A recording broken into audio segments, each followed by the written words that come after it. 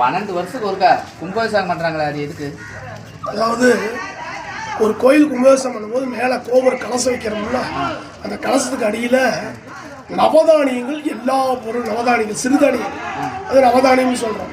அதெல்லாம் போட்டு கோபுரத்து அடியில், பெரிய கோபுரமாக இருந்தால் 5-6 மூட்டை கூட செய்கிறோம், சின்ன கோபுரம் வந்து 1 மூட்டை கூட செய்கிறோம். அது உள்ளே போட்டு தான் மேலே கலசத்தை வைப்பாங்க.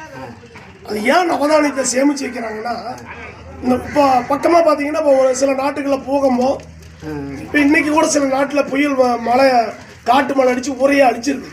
அப்படி அழியும் போது அனைத்தும் அழிந்தாலும் அந்த கோபுர கலசத்தில் இருக்க கீழே இருக்கிற அந்த சிறுதானியங்கள் மீண்டும் விவசாயிகளுக்கு விதையாக வேணும்.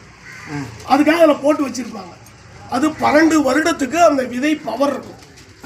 இன்னொன்று, அந்த வைக்கக்கூடிய கோபுரத்தினுடைய காந்த அலை, மேலே கலசம் வைக்கிறோம்ல, அந்த காந்த அலைகள் கரெக்டாக 12 வருஷத்துக்கு தான் பயன்படும். அதுக்கு மேலே காந்த அலைகள் குறைஞ்சிடும். குறையும் போது என்ன ஆகும்னா அந்த விதைகள் முளைக்க ஆரம்பிச்சிடும்.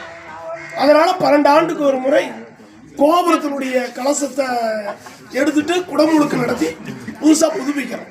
இதுதான் நம்ம பல ஆயிரம் ஆண்டுக்கு முன்னாடி ராஜாக்கள் காலத்துல இருந்து இதுதான் நடந்துகிட்டு இருக்குது.